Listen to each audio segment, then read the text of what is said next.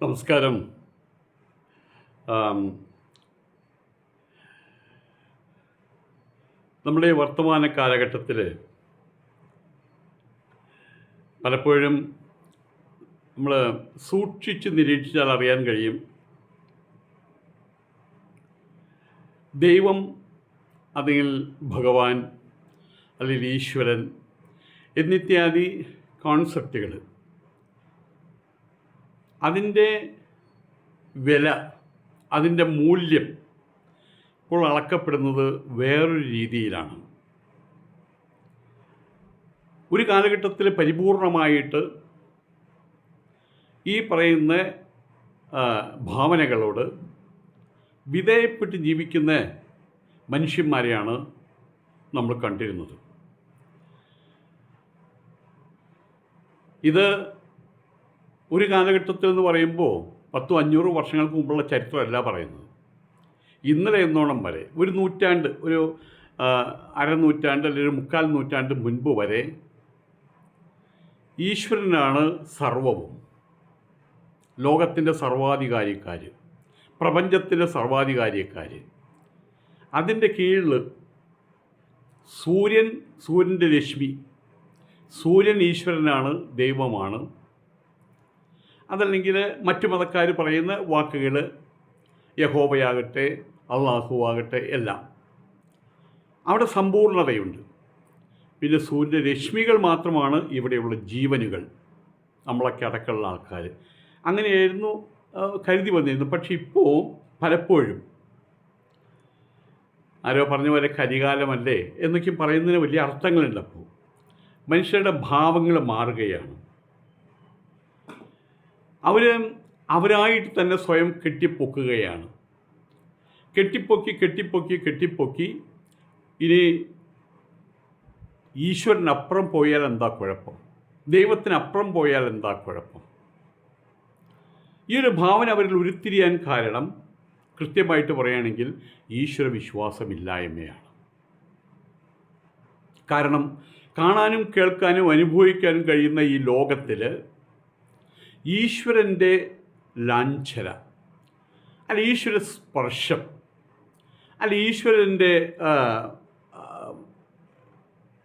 സാന്നിധ്യം അതനുഭവിക്കണമെങ്കിൽ നമുക്ക് മൂക്കുകൊണ്ട് മണപ്പിക്കാൻ പറ്റില്ല, ഈ കണ്ണുകൊണ്ട് കാണാൻ കഴിയില്ല, ഈ ചെവി കൊണ്ട് കേൾക്കാൻ കഴിയില്ല, സ്പർശിച്ചറിയാൻ കഴിയില്ല, രസിച്ചറിയാൻ കഴിയില്ല, കേട്ടറിയാൻ കഴിയില്ല.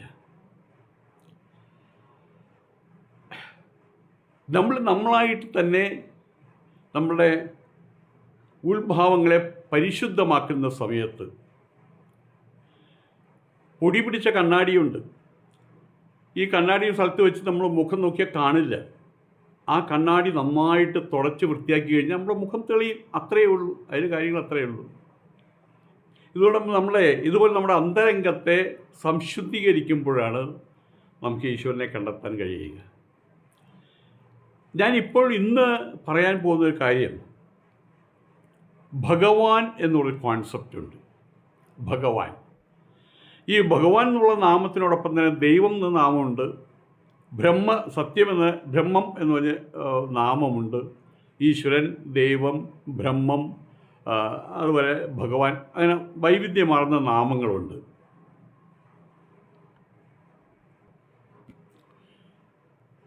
അത് ഒറ്റപ്പേര് മതിയായിരുന്നല്ലോ എന്ന് ചിന്തിക്കാം. ഭഗവാൻ എന്ന് പറഞ്ഞ കോൺസെപ്റ്റ്, അത് വിശദീകരിക്കുമ്പോൾ നമുക്ക് മനസ്സിലാക്കാൻ കഴിയുക, ഈ ഭഗവാൻ അഥവാ ഈശ്വര സങ്കല്പം അതിലേക്ക് യോജിപ്പിച്ച് പറയുമ്പോൾ, അഥവാ ഇംഗ്ലീഷിൽ ഗോഡ് എന്ന് പറയുന്നത്, അല്ലെങ്കിൽ അറബി നാമമാണെന്ന് തോന്നുന്നുണ്ട് അള്ളാഹു, ദൈവം എന്ന് പറയുന്നത്, ഇലാഹ് എന്ന് പറയുന്നത്, അതെന്താണ് എന്നുള്ളത് ഇവിടുത്തെ സനാതനധർമ്മ വെർഷൻ വെച്ച് ആലോചിക്കുന്ന സമയത്ത് പദ്ധതി വളരെ രസകരമാണ്. ഭഗവാൻ എന്ന് പറഞ്ഞാൽ ഷഡ്ഗുണ പരിപൂർണൻ എന്നാണ് അർത്ഥം. അപ്പോൾ ഈശ്വരൻ മറ്റൊന്നാണ്, ഷഡ്ഗുണ പരിപൂർണൻ മറ്റൊന്നാണ്. ദാറ്റ് മീൻസ് ഭഗവാൻ വേറെ, ഈശ്വരൻ വേറെ. ദൈവമോ അതിലും അപ്പുറത്ത് മറ്റൊന്ന്. ബ്രഹ്മം എന്ന് പറഞ്ഞാലോ അത് വേറെ. അതുകൊണ്ട് നമുക്ക് ഭഗവാൻ എന്താണെന്ന് ചിന്തിക്കാം. ആ ചിന്തിക്കുമ്പോൾ നമുക്കൊരു കാര്യം മനസ്സിലാക്കാൻ പറ്റും. ഭഗവാൻ he sitting somewhere else behind the clouds. അതല്ല അവിടെ സത്യം. ഭഗവാൻ എന്ന് പറഞ്ഞ കോൺസെപ്റ്റ് നമ്മൾ സൃഷ്ടിച്ചെടുക്കേണ്ട ഒരു കാര്യമാണ്, നമ്മൾ സംഭരിച്ചെടുക്കേണ്ട ഒരു കാര്യമാണ്. അതാണ് മുമ്പ് പറഞ്ഞത് ഷഡ്ഗുണ പരിപൂർണത്വം എന്ന് പറഞ്ഞു. ഷാഡ്ഗുണ്യം എന്ന് പറയും. 6 തരം ഗുണങ്ങൾ ആര് സമ്പാദിച്ചെടുക്കുന്നുവോ അതിൻ്റെ പരിപൂർണത ആർക്ക് കൈവരുന്നുവോ അയാളെ നമ്മൾ ഭഗവാൻ എന്ന് വിളിക്കും. അപ്പം ദൈവം എന്ന് വിളിക്കാൻ പാടില്ല കേട്ടോ. നമ്മൾ പലപ്പോഴും കണ്ടിട്ടുണ്ട് മഹാപുരുഷന്മാരായിട്ടുള്ള ആൾക്ക്. നമുക്കൊരു ഉദാഹരണത്തിന് നമുക്ക് ജീവിച്ച് മരിച്ചു പോയിട്ടുള്ള മഹാത്മാഗാന്ധി എടുക്കാം. മഹാത്മാഗാന്ധി ഇപ്പോൾ അദ്ദേഹം ദിവംഗതനായി. പക്ഷെ ഇപ്പോൾ നമ്മളുടെ വീടിനകത്തേക്ക് കയറി വരികയാണെന്ന് വെച്ചോളൂ. എന്തിനേറെ മഹാത്മജിയുടെ വേഷം ധരിച്ചിട്ടുള്ള ഒരു 10ാം ക്ലാസ്സുകാരൻ, ഞാൻ പഠിക്കുന്ന സമയത്താണ് കേട്ടോ, 10ാം ക്ലാസ്സുകാരൻ. അയാൾ തലയ്ക്ക് പപ്പടമൊക്കെ ഒട്ടിച്ച് വൃത്തിയാക്കി.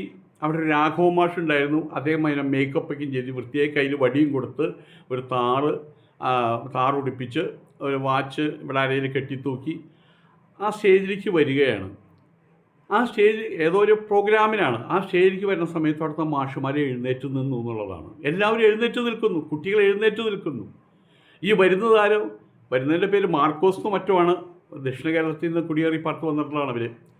അപ്പോൾ ആ ഒരു ചിത്രം പോലും ജനമനസ്സുകളിൽ ഇളക്കമുണ്ടാക്കുന്നുണ്ടെങ്കിൽ അയ്യോദയ മഹാത്മജി. അപ്പോൾ അവിടെ മഹാത്മജി കുറച്ചുകൂടെ മേലോട്ട് ഉയരുകയാണ്, ഭഗവത് സങ്കല്പത്തോട് അടുക്കുകയാണ്, അല്ലെങ്കിൽ ഭഗവാൻ എന്നുള്ള സങ്കല്പമാകുകയാണ്. എന്താണ് അങ്ങനെ സംഭവിക്കാനുള്ള കാരണം? എന്താണ് അതിനു വേണ്ടി നമ്മൾ ഏത് രീതിയിലുള്ള പ്രയത്നമാണ് കാഴ്ചവെക്കേണ്ടത്? ഞാനിപ്പോൾ ഇത് പറയാൻ കാരണം, ഇന്നിപ്പോൾ നമ്മളുടെ വർത്തമാന കാലഘട്ടത്തിൽ പലരും ഞാനാണ് ദൈവത്തിൻ്റെ ഒപ്പമുള്ളയാൾ, ഞാനാണ് ദൈവം, ഞാനാണ് ദൈവത്തിന് മേലെ എന്നാലും ദൈവത്തിൻ്റെ കൊടിക്കൂറ ഉയർത്തി കാണിക്കും കേട്ടോ. അതൊരു ട്രിക്കാണ്, ഒരു സൂത്രമാണ്. സാമാന്യ ജനങ്ങളുടെ മുമ്പിൽ ദൈവത്തിൻ്റെ കൊടിക്കൂറ ഉയർത്തി കാണിക്കും, അല്ലെങ്കിൽ ദൈവത്തിൻ്റെ പേര് ഇടയ്ക്കിടയ്ക്ക് ഉച്ചരിക്കും. സ്വയം വലുതാകാൻ വേണ്ടിയിട്ട് വഴിയ മാർഗങ്ങളിൽ ഒരു സൂത്രം അതാണ് എന്ന് സാരം. അപ്പോൾ നമ്മളിവിടെ അത് ആ ഒരു കാര്യം കൂടി ബോധിപ്പിക്കുക എന്നുള്ള ഉദ്ദേശത്തിലാണ് ഞാനിപ്പോൾ ഇത് പറയുന്നത്. ഐശ്വര്യം, വീര്യം, കീർത്തി, ജ്ഞാനം, ശ്രീത്വം, വിരാഗത്വം എന്നീ 6 ഗുണങ്ങളെയാണ് നമ്മളിവിടെ പറയുന്നത്. ഇതിനാണ് ഭഗഗുണങ്ങളെന്ന് പറയുക. ഐശ്വര്യം, വീര്യം, കീർത്തി, ജ്ഞാനം, ശ്രീത്വം, വിരാഗത്വം, 6 ഗുണങ്ങൾ.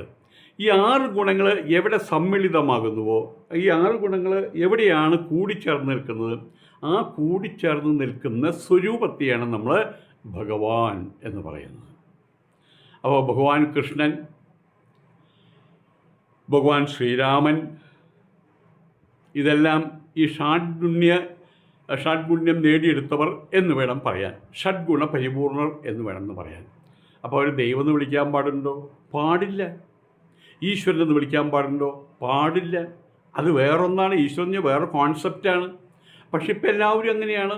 എല്ലാവരും അവർക്ക് തോന്നിയ ഭഗവാനെ ഈശ്വരൻ എന്ന് വിളിക്കും, ഈശ്വരനെ ഭഗവാൻ എന്ന് വിളിക്കും, ഗോഡ് എന്ന് വിളിക്കും, ദൈവം എന്ന് വിളിക്കും, ബ്രഹ്മം എന്ന് വിളിക്കും. അതങ്ങനെ കൂടിക്കൊഴിഞ്ഞ് പോയി. നമ്മൾ പറയുന്ന പ്രമാണമാണ്. ഐശ്വര്യം എന്താണ്, വീര്യം എന്താണ്, കീർത്തി എന്താണ്, ജ്ഞാനം എന്താണ്, ശ്രീത്വം എന്താണ്, വിരാഗത്വം എന്താണ്? ഇതിനെ വിശദീകരിച്ചാൽ നമുക്ക് ഏകദേശം രൂപം കിട്ടും. നമുക്ക് കിട്ടും.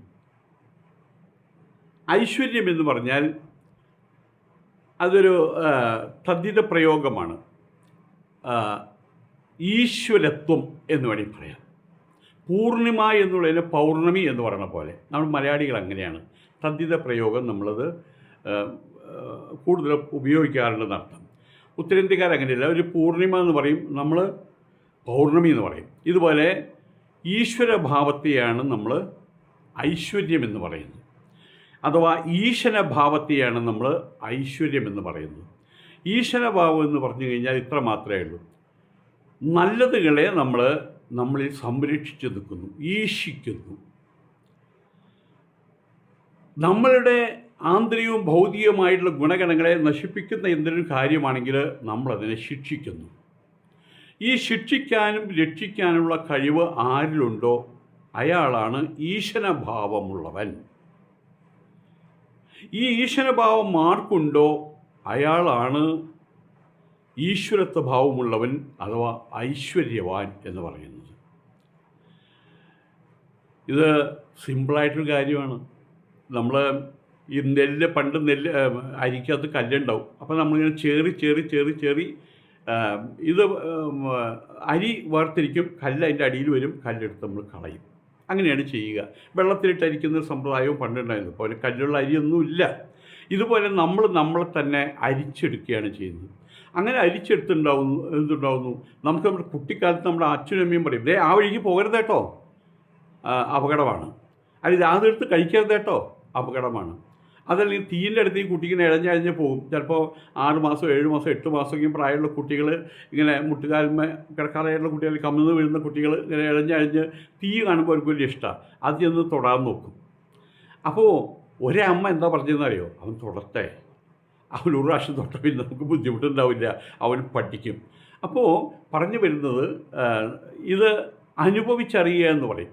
ഓരോ കാര്യങ്ങളും അനുഭവിച്ചറിയുക. ഒരിക്കൽ അനുഭവിച്ചറിഞ്ഞാൽ ആ കുട്ടി ഒന്ന് തൊടുമ്പോൾ അയ്യോ എന്നൊരു കരച്ചിൽ പാസ്സാക്കും, പിന്നെ അവൻ അടുക്കില്ല. പക്ഷെ മറ്റു പലരും എന്ത് പറയും, അയ്യോ അങ്ങോട്ട് പോകരുത്, അങ്ങോട്ട് ഊ എന്നങ്ങനെ പറയുക. അതിന് ഇംഗ്ലീഷുകാർ പോലെ എങ്ങനെ പറഞ്ഞ കാരുണ്ട് ഊ എന്ന്. അത് നമ്മളെ യൂ എന്ന് പറയുന്നതിൻ്റെ ഒരു ഷോർട്ട് ഫോമാണത്. കൊച്ചുകുട്ടി വിളക്കിൻ്റെ അടുത്തേക്ക് പോകുമ്പോൾ ഊ എന്ന് പറയും. അപ്പോൾ നമ്മൾ പഠിപ്പിക്കുകയാണ് ചെയ്യുന്നത്, അതരുത്, ഇതാകാം, അതരുത്. അത് കുട്ടിയുടെ മനസ്സിലുറയ്ക്കും. പിന്നീടുള്ള ജീവന പദ്ധതിയിൽ നമ്മൾ പ്രായോഗികമാകുമ്പോൾ നമ്മളായിട്ട് സ്വയം ഒരു കൂട്ടുകാരൻ പറയാം, വാടാ ഇന്ന് എൻ്റെ ചിലവ് വേണ്ട, അത്ര ഒരു ചിലവ് എനിക്ക് വേണ്ട, എൻ്റെ മാനവും പോവും, എൻ്റെ ധനവും പോവും, എൻ്റെ ആരോഗ്യം പോവും, അതിനല്ലേ നീ വിളിക്കുന്നത്, വേണ്ട, അത് നീ തന്നെ പോയിട്ട് കഴിച്ചാൽ മതി എന്ന് പറയുന്ന അവിടെ നമ്മൾ ഈശ്വരഭാവം ഉൾക്കൊള്ളുകയാണെന്നർത്ഥം. ഈശാനം, അത് ഈശ്വരഭാവം, ഈശിക്കുന്ന ഭാവം, അത് നമുക്ക് ദോഷം ചെയ്യും, അതുകൊണ്ട് വേണ്ട.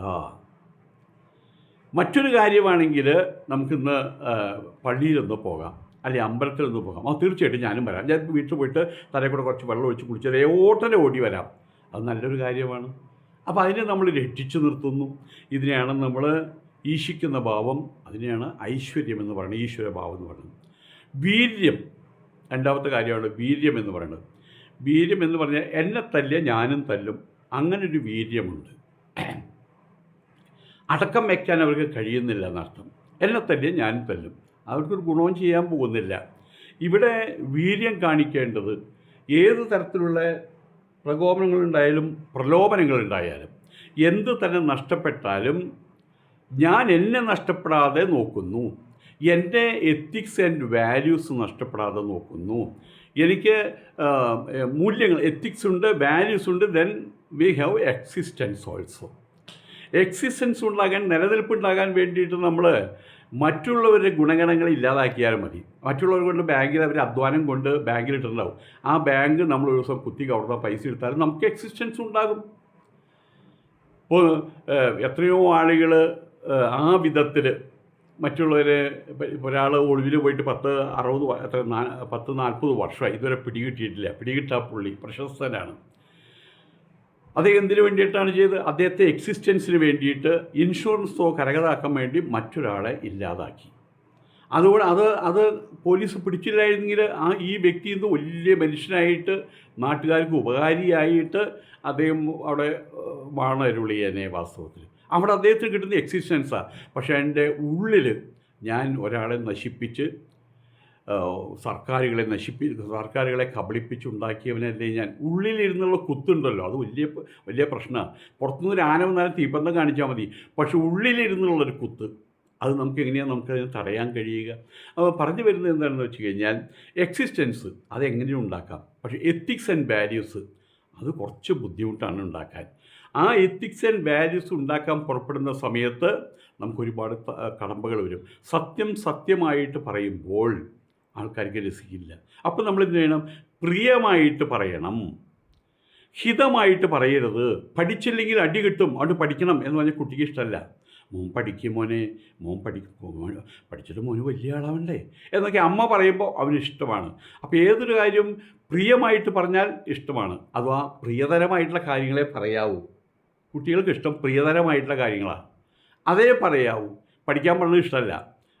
ഐസ്ക്രീം വാങ്ങിച്ചു പറഞ്ഞ് വലിയ ഇഷ്ടമാണ്. അപ്പോൾ എപ്പോഴും അത് പറഞ്ഞു കഴിഞ്ഞാൽ അവൻ്റെ പഠിപ്പ് നഷ്ടപ്പെട്ടു പോകും. അപ്പോൾ ഹിതമായിട്ടുള്ള കാര്യങ്ങൾ പറയുമ്പോൾ അത് ഏറ്റവും ആൾക്കാർക്ക് ഇഷ്ടമല്ല. ഞാൻ പലപ്പോഴും ഗീതാജ്ഞാന യജ്ഞവേദിയിൽ ഹിതമല്ലാത്ത, പ്രിയമല്ലാത്ത ഹിതമായിട്ടുള്ള കാര്യങ്ങൾ എപ്പോഴും പറയാറുണ്ട്. അതുകൊണ്ട് പലർക്കും ഇഷ്ടമല്ല. അതേ സമയത്ത് ഗുരുവായൂരപ്പൻ്റെ ലീലകൾ, ഈശ്വരൻ്റെ ലീലകൾ, പൂതന, മോക്ഷം, ഇങ്ങനെ ആളുകളായിട്ട് ഇങ്ങനെ രസിപ്പിച്ച് നിർത്തുകയാണ് ഭാഗവത പാരായണക്കാരൊക്കെ അതാ ചെയ്യുന്നത്. അതൊക്കെ വലിയ ഇഷ്ടമാണ്.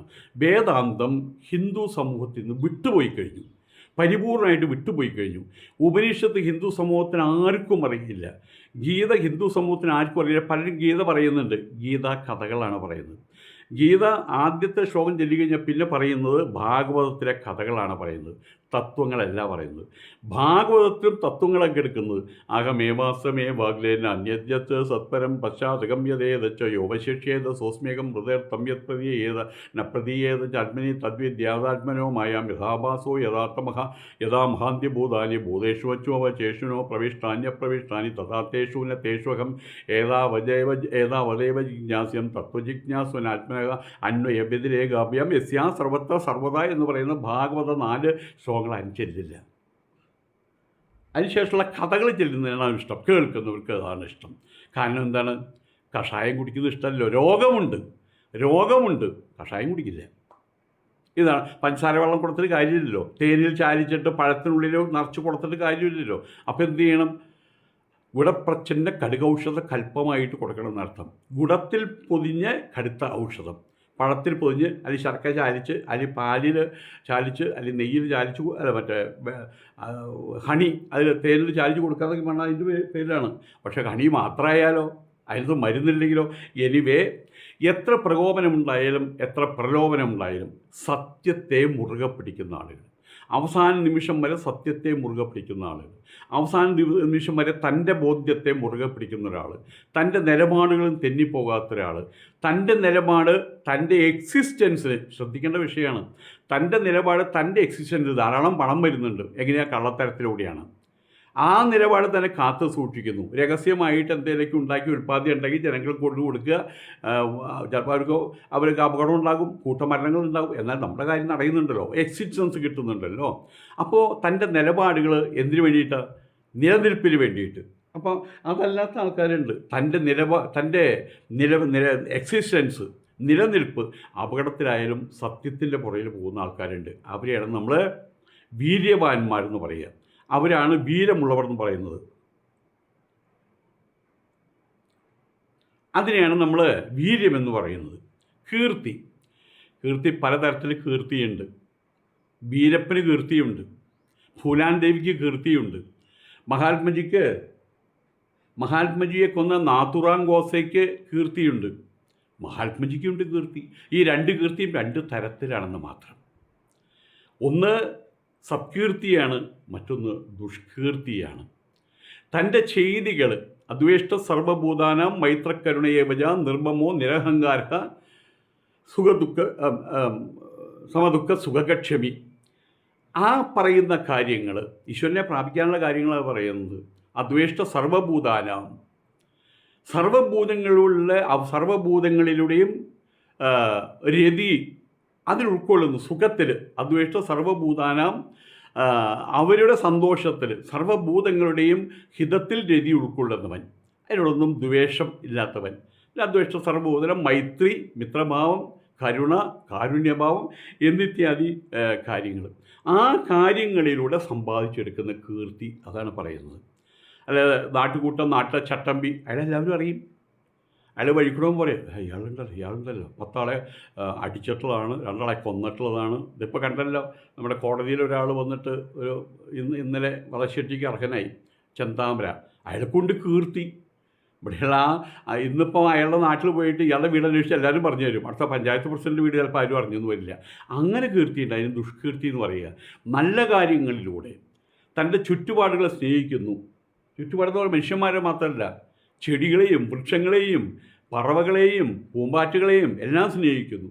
വീടിൻ്റെ മുകളിൽ വെള്ളത്തിൽ തൊട്ടി വയ്ക്കുന്ന ആൾക്കാരുണ്ട്, അതിൻ്റെ അപ്പുറത്ത് അരിമണികൾ വയ്ക്കുന്ന ആൾക്കാരുണ്ട്, അതിൻ്റെ അപ്പുറത്ത് പഴം വയ്ക്കുന്ന ആൾക്കാരുണ്ട്. ഇത് കഴിഞ്ഞിട്ട് അവർ പോയിട്ട് ചായ കുടിക്കുക. അങ്ങനെയുള്ള ആൾക്കാരെ പലരും എനിക്കറിയാം. അപ്പോൾ ആ രീതിയിൽ തൻ്റെ സഹജീവികളോട്, ഈ ലോകത്തോട് തന്നെ ആരാണോ സ്നേഹം വെച്ച് പുലർത്തുന്നത്, അതിനെ കരുണ വെച്ച് പുലർത്തുന്നത്, അതിനെ മിത്രഭാവം വെച്ച് പുലർത്തുന്നത്, അതിലൂടെ നേടിയെടുക്കുന്ന ഒരു നല്ല ഭാവത്തെയാണ് നമ്മൾ ഇവിടെ കീർത്തി എന്ന് പറയുന്നത്. അപ്പോൾ ഐശ്വര്യമായി, വീര്യമായി, കീർത്തിയായി. ജ്ഞാനം നമ്മൾ പറയാറുണ്ട്, വിദ്യാധനം സർവ്വധനാൽ പ്രധാനം. ആ വിദ്യ അക്കാഡമിക് വിദ്യ അല്ല കേട്ടോ. ഈശ്വരനെ അറിയാനുള്ള വിദ്യ, പരിപൂർണതയെ അറിയാനുള്ള വിദ്യ, ആ പരിപൂർണ ദൈവസങ്കല്പത്തെ നമ്മളിലേക്ക് ആവാഹിക്കാനുള്ള വിദ്യ, ആ ജ്ഞാനമാണ് പറയുന്നത്. ആ ജ്ഞാനം കണ്ണുകൊണ്ട്, അല്ലെങ്കിൽ പരാഞ്ചിക്കാനി വിതര സ്വയംഭൂഹു സ്മാത് പരാങ് പശ്യനാന്തരാത്മൻ കശ്യദ്ധീര പ്രത്യേക ആത്മാനമൈക്ഷത് ആവർത്ത ചക്ഷുരമൃതത്വമിച്ചൻ. അവിടെ കണ്ണുകൾ അടച്ചിട്ടാണ് കാണുന്നത്, അവിടെ ചെവികൾ അടച്ചാൽ നമുക്ക് കേൾക്കാം. അവിടെ നമ്മൾ പറഞ്ഞില്ലെങ്കിലും പറഞ്ഞു വരുന്നത് എന്താണെന്ന് വെച്ച് കഴിഞ്ഞാൽ ഘ്രാണശക്തിയിൽ നിന്ന് നമുക്കറിയാൻ പറ്റും. കാരണം അത് ആന്തരികമായിട്ടുള്ളൊരു കാര്യമാണത്. തപസ് കൊണ്ട് നേടിയെടുക്കുക എന്ന് പറയും. ഈശ്വരനെക്കുറിച്ചുള്ള അറിവ്, ജ്ഞാനം എന്നുള്ള അറിവ്, ഈ കാണുന്നതും കേൾക്കുന്നതും അനുഭവിക്കാൻ കഴിയുന്ന ലോകത്തിന് ഒരാധാരമുണ്ടല്ലോ. കാരണം എന്താണ്, ഈ ലോകം, ഈ കാണാനും കേൾക്കാനും അനുഭവിക്കാനുള്ള ലോകം ഒരു ചെടി, അത് വിത്താകുന്നു, വിത്തിടുന്നു, അത് പൊട്ടിമുളച്ച് വളരുന്നു, 6 അടി 8 അടി 9 അടി ഉയരുന്നു. പ്ലാവാണി വളരെ വലുതായിട്ട് ഉയരുന്നു. ഒരു സുപ്രഭാതത്തിൽ വീണു പോകുന്നു. എവിടേക്കാണ് ഉണ്ടാകുന്നത്, എവിടേക്കാണ് വീണു പോകുന്നത്? അതിൻ്റെ നിലനിൽപ്പ് എന്തിൻ്റെ ആധാരത്തിലാണ്? ഞാൻ അല്ലെങ്കിൽ നിങ്ങൾ, കസ്ത്വം കോഹം കുത ആയാതഹ. എവിടെന്നാണ് വരുന്നത്? From where? നമ്മൾ എവിടെന്നാണ് കയറി ഇവിടെ വന്നത്? എന്തിനാ, ഫോർ വാട്ട് പർപ്പസ്? എന്തിനാ ഇവിടെ നമ്മൾ കയറി വന്നത്? ഇതെല്ലാം കഴിഞ്ഞ് ഒരു സുപ്രഭാതത്തിൽ എന്നും പറഞ്ഞ് നമ്മളിവിടെ മരുന്നടിച്ച് കിടക്കും. ആര് വന്ന്, ഇന്ത്യൻ പ്രസിഡൻറ്റ് വന്നാലും നമ്മൾ നമസ്കാരം പറയില്ല. അവിടെ കഴിച്ചു എല്ലാം. നമ്മളെ കൊണ്ട് കുഴിച്ചിടും, അല്ലെ നമ്മളെ കൊണ്ട് ദഹിപ്പിച്ച് കളയും. നമ്മളെവിടേക്കാണ് പോകുന്നത്? എവിടെന്നാണ് വന്നത്? എന്തിനാ വന്നത്? എവിടേക്കാണ് പോകുന്നത്? മാറി മാറി മാറി മറഞ്ഞുകൊണ്ടിരിക്കുന്ന ഈ ലോകത്തിൻ്റെ മാറാത്ത ആധാരം എന്താണ്? ഇല്ലാത്തൊന്ന് ഉണ്ടാവില്ല. ഉള്ളത് പല രൂപത്തിൽ കാണാൻ കഴിയുന്നു മാത്രം. ഉള്ളത്, ആത്യന്തികമായിട്ടുള്ളത്, ഈ കാണുന്ന ലോകത്തിന് മാറ്റം വന്നാലും, ഈ കാണുന്ന ലോകത്തിൽ ഓരോന്നോരോന്ന് നശിച്ച് പുതു വിടർന്നു വരുമ്പോഴും അതിനൊരു മാറ്റമില്ല. അതിനെക്കുറിച്ച് അറിയുന്നതിനെയാണ് നമ്മൾ പറയുന്നത് ജ്ഞാനമെന്ന് പറയുന്നത്. സാധാരണക്കാർ പറയും ഈശ്വരനെക്കുറിച്ചുള്ള അറിവ്, ദൈവത്തെക്കുറിച്ചുള്ള അറിവ് എന്ന് പറയാറുണ്ട്. അതിനെയാണ് ഇവിടെ സമ്പൂർണ്ണ ജ്ഞാനമെന്ന് പറയുന്നത്. ശ്രീത്വം. നമ്മളെ ശ്രീ എന്ന് പറയുന്ന സമയത്ത് ഇപ്പോൾ പെൺകുട്ടികളെയും കാണാം. ഇവിടെ ഈ ചുണ്ടത്ത് ഇപ്പോൾ ഒരു ചുവന്ന ചായ അടിക്കുന്നത് കാണാം, ചുവപ്പ് ചായ, ഇപ്പോൾ കറുപ്പ് ചായ അടിക്കുന്നത് ഞാൻ കാണുന്നുണ്ട്. അവരുടെ ഡ്രസ്സിങ്ങിൽ കാണിക്കുന്ന ഗംഭീരത്വങ്ങൾ, അതിൻ്റെ ഫേസിൽ പുട്ടിയടിച്ചിട്ടുണ്ടാകുന്ന ഗംഭീരത്വങ്ങൾ, ഇതൊക്കെ നമുക്കൊരാൾ കയറി വരുന്ന സമയത്ത് നമുക്ക് പറയാം, വീണ്ടും മുമ്പിക്കൂടെ ഒരാൾ നടന്നു പോവുക. കുറേ സ്ത്രീകൾ അവിടെ ഇരിക്കുന്നുണ്ട്. റോട്ടിൽ കൂടെ ഒരാൾ നടന്നു പോവുകയാണ്. ഒരു 6 അടി 2 ഇഞ്ച് ഉയരം, നമ്മളുടെ മമ്മൂട്ടിയുടെ പോലെ ഒരാൾ, നല്ല ആരോഗ്യദൃഢഗാത്രൻ. അതായത് എന്തെല്ലാം ഗുണങ്ങൾ ഒരാൾക്ക് കൊടുക്കാം അതൊക്കെ ഉണ്ട്. നല്ല ചുരുണ്ട മുടി, നല്ല നീലക്കണ്ണുകൾ, നല്ല നീണ്ട മൂക്കുകൾ, അങ്ങനെ പലതും, പ്രേംനസീറിൻ്റെ മുഖം എങ്ങനെയൊക്കെ പറയാം. അങ്ങനെ ഒരാളങ്ങോട്ട് പോകുന്നു. അപ്പോൾ ആരോ പറഞ്ഞു, എന്തൊരു ശ്രീയാണല്ലേ എന്ന്. ആ സ്ത്രീകളിൽ ആരോ പറഞ്ഞു. അവരവിടെ നിന്നിട്ട് ഇങ്ങനെ കുറു കൊടുക്കലോ, വഴികൂടെ പോകുന്ന ആൾക്കാരെ കുറിച്ചിട്ട് നല്ലതും കുറ്റം പറയലാണല്ലോ പലപ്പോഴും സ്ത്രീകളുടെ. ഇപ്പോൾ പിന്നെ ടി വിയുടെ മുമ്പിലും മൊബൈലിൻ്റെ മുമ്പിലാണ്. അങ്ങനെ പറഞ്ഞു. അപ്പോൾ ശരിയാട്ടോ. അപ്പോൾ ഞങ്ങളുടെ പ്രേംനസീറിൻ്റെ മുഖം പോലെയാണ്, വേറെ മമ്മൂട്ടിയുടെ ശബ്ദം പോലെ. അയാൾ ആരോടോ സംസാരിക്കുമ്പോൾ കേട്ടില്ല, എന്തൊരു ശബ്ദം എന്നൊക്കെ പറഞ്ഞ് പോയെത്തി. 1 മണിക്കൂർ കഴിഞ്ഞപ്പോൾ ഇവരവിടെ തന്നെ ഇരിക്കുക. അയാൾ വരിക, ആടി വരികയാണ്. അയാളുടെ മുഖഭാവത്തിന് വ്യത്യാസം വന്നിട്ടില്ല, ഉയരത്തിന് വ്യത്യാസം വന്നിട്ടില്ല, ശബ്ദത്തിന് വ്യത്യാസം വന്നിട്ടില്ല, മൂക്ക് ചെറുതായി പോയിട്ടില്ല. പക്ഷേ എന്താ പറഞ്ഞത്? വൃത്തികെട്ടവൻ, അശ്രീകരം. മുമ്പ് എന്താ പറഞ്ഞത്? ശ്രീകരം. അത് അയാളുടെ ശരീരത്തെ നോക്കിയിട്ടാണ് പറഞ്ഞത്, ബാഹ്യമായിട്ടുള്ള രൂപത്തെ നോക്കിയിട്ടാണ് പറഞ്ഞത്. തിരിച്ചു വരുന്ന സമയത്ത് എന്താ പറഞ്ഞത്? അയാളുടെ ആന്തരിക ഭാവം. അയ്യേ, ഇങ്ങനത്തെ ഒരാളാണോ? മദ്യപിച്ച് ആടി അസഭ്യവും പറഞ്ഞു. അപ്പോൾ എന്തായി? അയാൾ അശ്രീകരമായി മാറി. അപ്പോൾ മുമ്പ് പറഞ്ഞ ശ്രീത്വം, ആന്തരികമായിട്ടുള്ള ശ്രീത്വം, ആന്തരികവും ബാഹ്യവുമായിട്ടുള്ള ശ്രീത്വം, അത് ബാഹ്യമായിട്ട് മാത്രം പോരാ. ബാഹ്യമായിട്ട് ശ്രീത്വമില്ലാത്ത എത്രയോ ആൾക്കാരുണ്ട് ലോകത്തിൽ. ഇപ്പോൾ ശ്രീനാരായണ ഗുരുവുണ്ട്, ചട്ടമ്പി സ്വാമികളുണ്ട്. ഇവരൊക്കെ എന്താ സുന്ദര പുരുഷന്മാരായിരുന്നു. നമ്മൾ പിന്നെ അവരോധിക്കുകയാണ് അവരെ സുന്ദരൻ എന്ന് പറഞ്ഞിട്ട്. അവരുടെയും ഗംഭീരത്വം വാസ്തവത്തിൽ ആന്തരികമായിരുന്നു അവരുടെ ഗംഭീരത്വം. അതിനെയാണ് നമ്മൾ ശ്രീത്വം എന്ന് പറയുന്നത്. വിരാഗത്വം എന്ന് പറഞ്ഞു കഴിഞ്ഞാൽ ഈ ലോകത്തോടുള്ള വിരാഗം ഉണ്ടാക്കലല്ല. എനിക്ക് ഈ ലോകത്തെ ഇഷ്ടമില്ല എന്ന് പറയുന്നതല്ല. എനിക്ക് പരലോകം മാത്രം മതി. എനിക്ക് ഈ ലോകത്തോട് പുച്ഛമാണ്, എനിക്ക് ഈ ലോകത്തോട് പരിഹാസമാണ്, ഈ ലോകത്തിലുള്ള ഒന്നിനെയും ഞാൻ കൊതിക്കുന്നില്ല. വിരാഗത്വം അതല്ല. ഈ കാണുന്നതും കേൾക്കുന്നതും അനുഭവിക്കാൻ കഴിയുന്നതുമായിട്ടുള്ള ലോകം, അത് നമുക്കെല്ലാം ആവാഹിച്ചെടുക്കാൻ കഴിയും. വലിയ വലിയ ആൾക്കാരാണ് ഈ കോടികളുണ്ടാക്കും. അവർക്ക് സഞ്ചരിക്കാൻ നമുക്ക് സൈക്കിളാണെങ്കിൽ അവർക്ക് ഹെലികോപ്റ്റർ ഉണ്ടായിരിക്കും, അവർക്ക് ജെറ്റ് വിമാനമൊക്കെ ഉണ്ടായിരിക്കും. ഈ പറയുന്ന കാര്യങ്ങൾ അത്രയും ഒരു സുപ്രഭാതത്തിൽ എൻ്റെ ബാങ്കിൽ 500 കോടി രൂപയുണ്ട്, അല്ലെങ്കിൽ 5000 കോടി രൂപയുണ്ട്. ഇലോൺ മസ്കിൻ്റെ എൻ്റെ ലക്ഷക്കണക്കിന് കോടി രൂപയുണ്ട്. പക്ഷെ ഒരു സുപ്രഭാതത്തിൽ എപ്പോഴാണത്? ഒരു അപ്പോയിൻറ്റഡ് ടൈമിൽ കറക്റ്റായിട്ട് ഹീ വിൽ കം. വീടിൻ്റെ മുമ്പിൽ ഒന്ന് മുട്ടും. He will come with his famous rope. ആ കയറുമായിട്ടാണ് വരിക, പോത്തിൻ്റെ പുറത്ത് വന്ന് അവിടെ മുട്ടുന്ന സമയത്ത് നമ്മൾ വാല് വറക്കും. എന്തേ പോവാം? ആ സമയത്ത് നമുക്ക് പറയാൻ പറ്റുമോ, അയ്യോ ഇപ്പോഴോ ഞാൻ അവിടെ ഇഡ്ഡലിക്ക് അരച്ചു വെച്ചിരിക്കുക, അത് നഷ്ടമായിട്ട് പോവില്ലേ? അങ്ങനെയൊക്കെ പറയാൻ പറ്റൂ. അപ്പോൾ ആ സമയത്ത് പോയേ മതിയാകും. ഈ ലോകത്തുള്ള ആരും ഒരു 150 വർഷം മുമ്പ് ഇവിടെ പറന്നു വീണ ഒരാളും ഈ ഭൂമണ്ഡലത്തിൽ ഇല്ല എന്നുള്ളതാണ് സത്യം. ഇവിടെ ഈ ലോകം ഭരിച്ച എത്രയോ ആൾക്കാരുണ്ട്. ജീസസ് ക്രൈസ്റ്റ് ഉണ്ട്, ശ്രീബുദ്ധനുണ്ട്, അതുപോലെ തന്നെ പ്രവാചകനുണ്ട്, ശ്രീകൃഷ്ണനുണ്ട്, ശ്രീരാമനുണ്ട്, ബുദ്ധനുണ്ട്, മറ്റേ എബ്രഹാം ലിങ്കനുണ്ട്, നമ്മളുടെ മഹാത്മജിയുണ്ട്. ഇവരൊക്കെ അവിടെ എല്ലാവരും പോയി. അവരെ പതിപ്പിച്ച മുദ്രകൾ മാത്രമേ അവിടെയുള്ളൂ. അതിൻ്റെ പേര് പറയുന്നത് എന്താണെന്ന് വെച്ച് കഴിഞ്ഞാൽ, ഈ കാണുന്നതും കേൾക്കുന്നതും അനുഭവിക്കാൻ കഴിയുന്ന ലോകം, നമ്മുടെ പഞ്ചഭൂതാത്മകമായിട്ടുള്ള ഈ ശരീരം അടക്കം എല്ലാം തന്നെ ഒരു സുപ്രഭാതത്തിൽ ഇല്ലാതായിട്ട് മാറും എന്നുള്ള അറിവിൻ്റെ പേരിൽ ഇതോടുള്ള സ്നേഹം കുറഞ്ഞു പോകുന്നു. ഇപ്പം നല്ല ആരോഗ്യമുണ്ട്, നല്ല ശബ്ദമുണ്ട്, ഓടാനും ചാടാനുള്ള ശേഷിയുണ്ട്, ഇതെല്ലാം ഉണ്ട്. നമ്മൾ മനസ്സിലാക്കണം, ഇതിന്നുണ്ട്, നാളെ ഇതില്ലാതായിട്ട് മാറും. കയ്യിലൊരു വടി വരും. കുറച്ച് കഴിയുമ്പോൾ തോളത്ത് കൈയിടാൻ വേണ്ടി നമ്മുടെ മോനെ കൊണ്ടിട്ട് നമുക്ക് പുറത്തേക്ക് പോകാൻ പറ്റുള്ളൂ. അംഗം ഗളിതം ഫലിതം മുണ്ടം ദശനവിഹീനം ജാതം തുണ്ടം വൃദ്ധോ യാതി ഗൃഹീത്വാദണ്ഡം തതപിന മുഞ്ചത്യാശാപിണ്ഡം. പറഞ്ഞു വരുന്നത് ഞാൻ വിശദീകരിക്കുന്നില്ല.